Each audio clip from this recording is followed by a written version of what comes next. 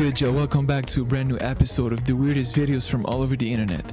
Without further ado, let's get to the video. Hope you enjoy this one. These are the strangest graves in the entire world. This grieving mother added a sandbox to her little boy's grave who had passed away unexpectedly. And now his older brother plays in it every single day. This is the gravesite of a boy who died of an incurable illness in 1865. A few hours before he died, he told his dad he was scared of death because he knew they would bury him underground with no light. So his parents honored his wish and put a window in his tomb. After her daughter died of yellow fever in 1892, a grieving mother wanted to make sure that her little girl was never alone. You see, her daughter was absolutely terrified of storms, so she constructed a staircase that goes directly down into her tomb. Every time there was a thunderstorm, that mother would go to the graveyard and sit with her daughter for hours, comforting her in her grave. Explaining phobias, part 1. Submechanophobia. Submechanophobia is the fear of submerged men. My apologies for pausing, but I'm like, how can you blame me? Like, you saw his face? I know I have a very weird sense of humor, but come on, like, I think I mean, look at this. How can you not laugh?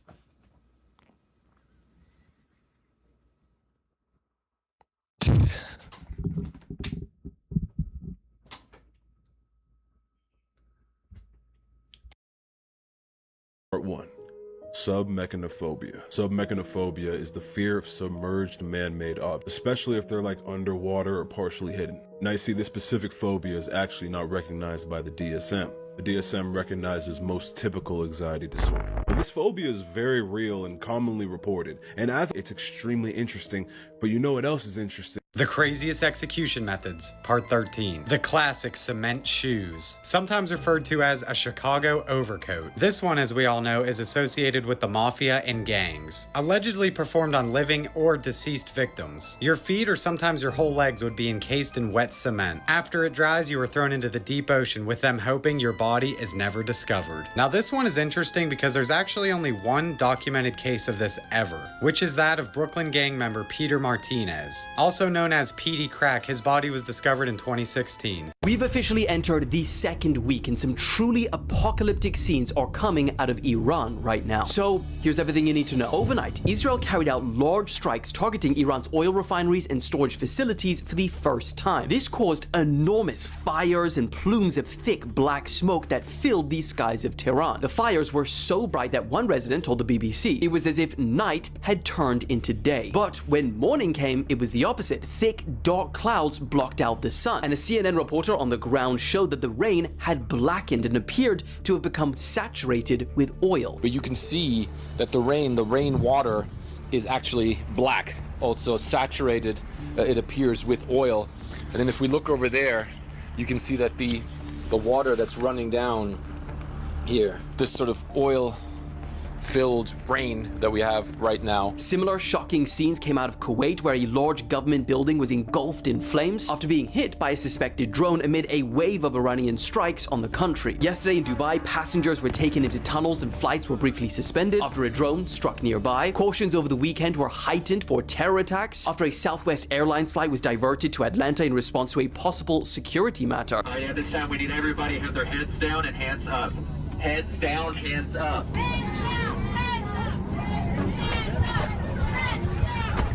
Let's go. Stand up. Stand up. The US Embassy in Oslo, Norway was hit by an explosive early Sunday morning, causing minor damage but no injuries, while in New York, 2 people were arrested after igniting suspicious devices during an anti-Islam protest. All 3 cases are still under investigation. The Israeli military came out and warned that it will pursue every successor of Iran's former supreme leader. Trump claimed that the US has sunk 42 Iranian ships in just 6 days, and that he also couldn't care less anymore which allied countries help in the war, saying it's a little late. And lastly, because much of the Middle East is just dry desert, freshwater distillation plants are now being targeted. Bahrain claimed that an Iranian drone attack caused damage to one of their plants, while Iran themselves are accusing the US of bombing one of their own in Qasem Island, calling it a blatant and desperate crime. See you all tomorrow for day 10.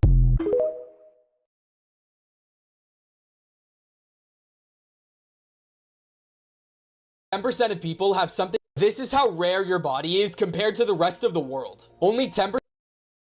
This is how rare your body is compared to the rest of the world. Only 10% of people have something called Darwin's tubercle. It's this little bump on the outside of your ear. And it's said that people who have this are better at sensing voice tonality. 10% of people also have what's called Morton's toe. This is where your big toe is shorter than the toe next to it. Only 26% of people have a narrator inside their head. Most people don't hear a voice when they think. What's even more rare is only 5% of people have their tongues tied to their mouth. I thought everyone had this. Everyone flares their nostrils subconsciously, but only 30% of people can do it on command. Less than 1% of people have unbreakable bones, making you basically superhuman. Only about 35% of people can gleek, and only 1% can do it on command. And gleeking is when you squirt saliva from underneath your tongue. I do unfortunately have a tongue tie. After watching these clips, I don't know if I should be ashamed or proud.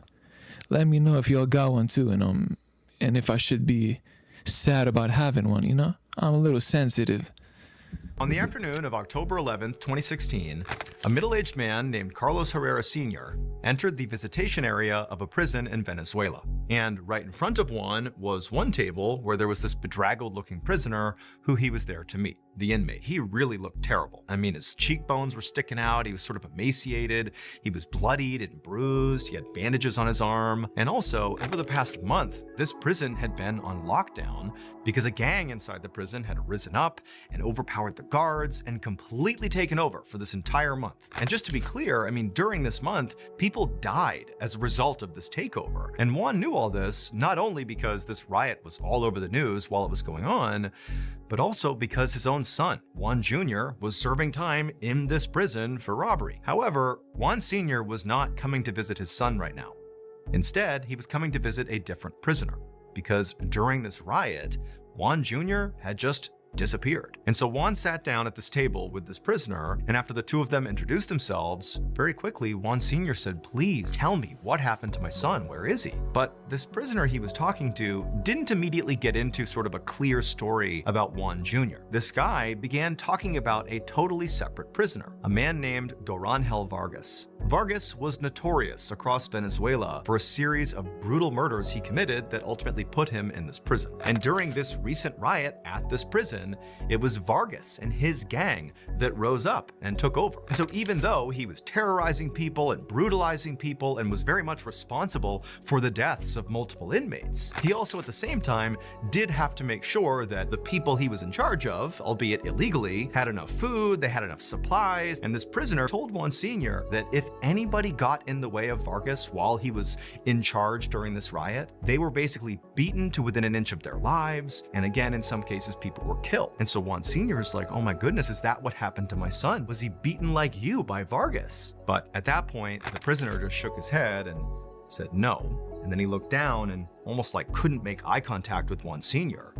And he just said, "What happened to your son was much worse." The prisoner would tell Juan Sr. that at some point during the riot, his son, Juan Jr., was tapped by Vargas to help with something. And the thing he was tapped to help Vargas with was distributing food to the inmates. And so Jr. was told, like, "Hey, you need to help us provide food to these inmates." So Jr. basically agreed to do it, at which point he was informed exactly what role he was playing in finding food. Instead of going out and looking for this food, Jr. was the food. Vargas and his gang cornered Jr., beat him to death, butchered his body, and then literally fed him to the inmates. What the F just happened, to be honest? Like, at first I was about to make fun of them because the whole family's named Juan, and not only do they have the same name, but they also reside in the same jail. But now that I know that they butchered and ate him, basically used him as taco meat, I don't think it's funny no more. But it's still weird though. Like, how does that even happen in jail? Like, what are the guards doing? Anyway, stay out of jail, yeah. You don't want to end up in a taco, you know. True crime story of how they were caught. In Fort Worth, Texas, Glenda Furch always attended church on Sunday, but one Sunday she didn't show up. Her daughter went to her apartment and found she was not there, but her car was missing. Police went inside her apartment and found signs of foul play. They noticed there was a lot of recent cleaning and found a large bleach stain on the carpet. When forensics tested it, they weren't able to recover blood evidence, just the bleach. Someone had wiped down all the faucets and doorknobs and lights, and only Glenda's fingerprints were on scene. The person went as far as vacuuming her apartment to remove evidence of fibers or hairs and even collected the vacuum. Neighbors then told police they believed they saw someone driving her gold Mazda in and out of the apartment complex and saw someone leaving her apartment the day she went missing. One of the neighbors believed that this person had walked to the dumpster, so police decided to check out the apartment dumpsters. Police found some disturbing possible evidence as they found Glenda's blouse had been slit all the way up from the back. They found an empty container of bleach. They found used duct tape and also another roll of duct tape. Also found electrical cords with knots. In one bag, they did find some cleaning products along with some empty soda cans. Back at Glenda's apartment, they learned that she had a permit for a gun, which was missing. 5 days later, police responded to a vehicle on fire at a car wash. They determined an accelerant was used and the license plates were removed, but the VIN number proved to be Glenda's Mazda. A month later in Dallas, police saw a man in a stolen vehicle who led them on a high-speed chase. The man was later apprehended after his vehicle wrecked, and he was identified as Rodney Owens. Rodney Owens was a career criminal who was unemployed, and he had a bag in his possession, which police searched. Police found a roll of duct tape with an uncommon brand name. That same brand was found at the dumpster of Glenda's apartment. They also found electrical cords that were tied in the same knots found in the dumpster at Glenda's apartment. They found a handgun and a hunting knife. The empty soda cans with saliva matched Rodney's DNA, along with the partial fingerprint found on the soda cans. His prints were on the cardboard spool of duct tape. They also matched semen on a bath towel to Owens. While in jail, Rodney told another inmate that Glenda worked the late shift at GM and lived alone and had a nice vehicle. Police believe the motive was money, and they were willing to give Rodney a lighter sentence if they would help locate Glenda's body, but he refused. To this day, no one knows exactly what happened to Glenda, and her body has not been recovered. But that was how he was caught. The guy was literally able to fool the cops at first, you know, with the bleach. He cleaned the crime scene perfectly, didn't leave any trace of his DNA or nothing that would basically make them think that it was him. But ends up busting his nuts on a towel and leaving it. That's how they found him. I mean, he's a weirdo, let's be honest. They even offered him a chance to basically have a lighter sentence, and he refused to help. So I guess he wants to be in jail, and I don't feel bad for him. He literally deserves it. You know what I mean? He should be under the jail. Let me know if you disagree. Woman murdered someone and then impersonated them for many years. In 2012, Dave Krupra met Carrie Farver when she walked into his workplace. They quickly hit it off, but they both agreed that they weren't looking for a serious relationship. With that being said, Dave was seeing another woman named Liz before getting with Carrie. One afternoon, Carrie and Dave go back to his apartment to hang out, and all of a sudden, Liz arrives to collect some of her stuff. Carrie wasn't fazed at all, and even though Liz pretended to be unbothered, it was clear that this wasn't the case. A few weeks later, Carrie asked Dave if she could spend a couple of nights at his apartment because she had a big project at work, and Dave lived really close to her work, so it would be really easy for her to go in the mornings. Dave said sure, so they spent the night, and the next morning when Dave went to work, he received a text from Carrie basically asking him if they should move in together. Dave thought this was random and strange because they had already agreed that they didn't want a serious relationship, so he said no. He then received a text back from Carrie basically saying that she didn't want anything to do with him anymore. Even though they broke things off, Dave continued receiving threatening emails and texts from Carrie, and many of these emails were threats towards Dave's ex-girlfriend, Liz. Carrie's family also began receiving bizarre text messages from her saying that she quit her job and moved to Kansas. Her family could not not get a hold of her, so they knew something was wrong. They reported her missing, but police felt like they couldn't do much because Carrie was a grown woman and she still appeared to be alive. In 2013, Dave found Carrie's car abandoned at his apartment complex, and the only thing inside was a container with an unknown fingerprint. 3 years later, police decide to finally start investigating Carrie's case, and in the meantime, Dave and Liz continued receiving threatening emails and texts from Carrie. Not long after, investigators noticed that Liz was at the police station filing a harassment report, but not against Carrie. This time it was against David's other ex-girlfriend. They began focusing on Liz and found out that she had been impersonating Carrie all these years in a jealous attempt to win Dave back. The fingerprint in Carrie's car belonged to Liz. All the messages were sent by Liz, and police found a memory card that belonged to Liz that had a photo of Carrie deceased. So Liz was found guilty for Carrie's murder and was sentenced to life in prison. If you're afraid of the water, you might want to avoid Scotland because you could run into one of these creatures. They're called the Kelpie.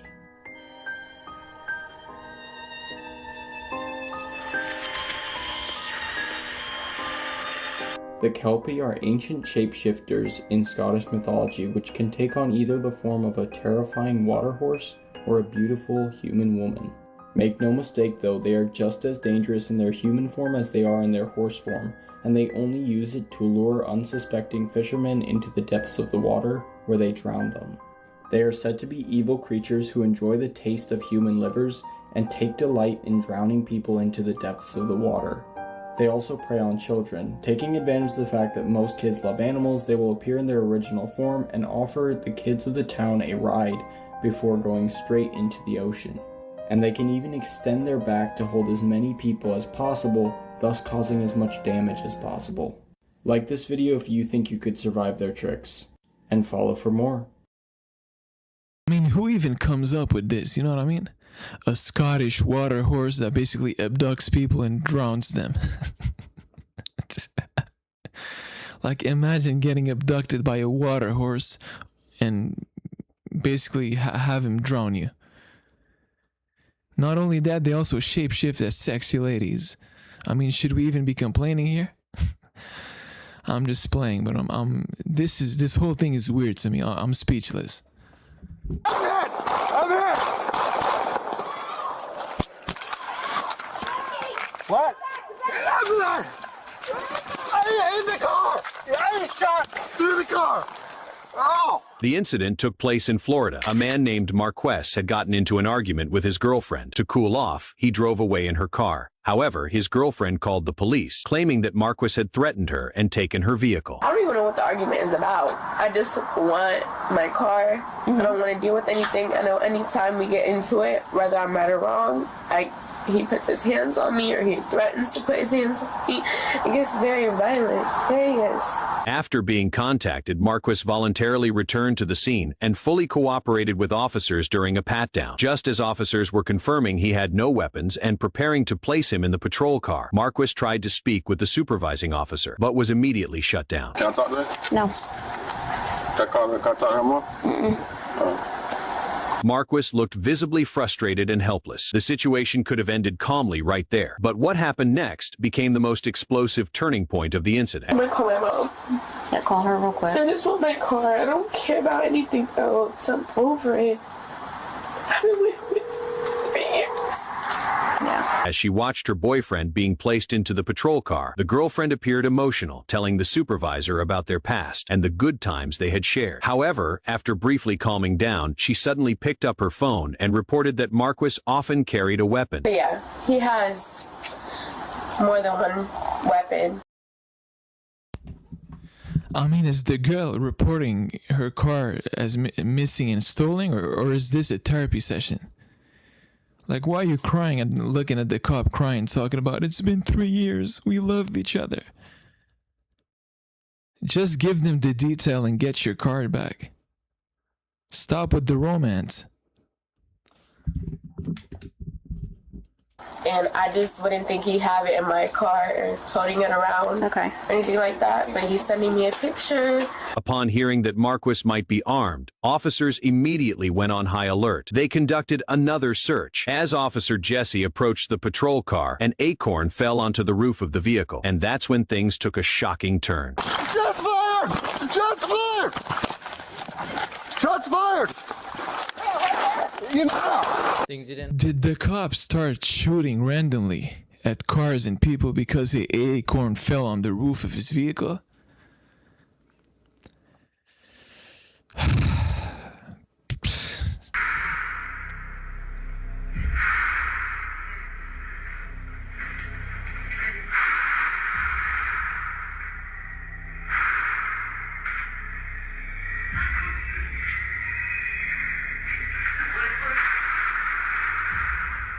He unloaded 52 shots in 2 minutes. So after murdering a security guard, 2 hall monitors, and then walking into his history class, shooting his teacher, luckily she survived, and then murdering 7 students and injuring 6 more, 13-year-old Kosta Kecmanovic ran out to the school courtyard and called the cops on himself. And then when he called, he said that he shot because he's a psychopath and that he thought it was the right thing to do by calling the cops. He ended up killing 10 people that day: the security guard, the 2 hall monitors, and then 7 students. 6 were girls, 1 was a boy, and then he injured 6 other people. He wrote out a hit list and took it with him. It had 16 names on it, and of those 16 names, 3 of them died. And because he was only 13 when he was first arrested, they covered his head right here so the public couldn't figure out who he was. And this was another one that they released, but eventually people figured out who it was, and then they released his full name and photo. And what makes this story even crazier is that there was a law in Serbia at the time that said that you couldn't charge a child with a criminal charge until they were the age of 14. And he was 1 month away from being 14 at the time, but they couldn't charge him criminally. They did put him in a psychiatric hospital, but apparently he can still use phones, talk to other kids, and eventually he will be let out and likely will change his name, but will have freedom. But they did charge his parents. His dad ended up getting 14 years for not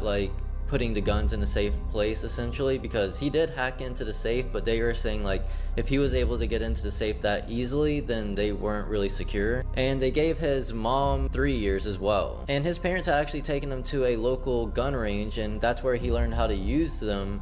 And so they went and charged the owner of that place as well, and he ended up getting a year. And after this happened, within a couple weeks, 82 arrests were made from people saying that they were either going to do a copycat version of it or something similar, and no one actually did, but 82 arrests were made. And a lot of them were younger kids that knew that that law existed. Pretty crazy, but what do you think? Imagine going to jail for 14 years because your kid went to school and started blasting everybody.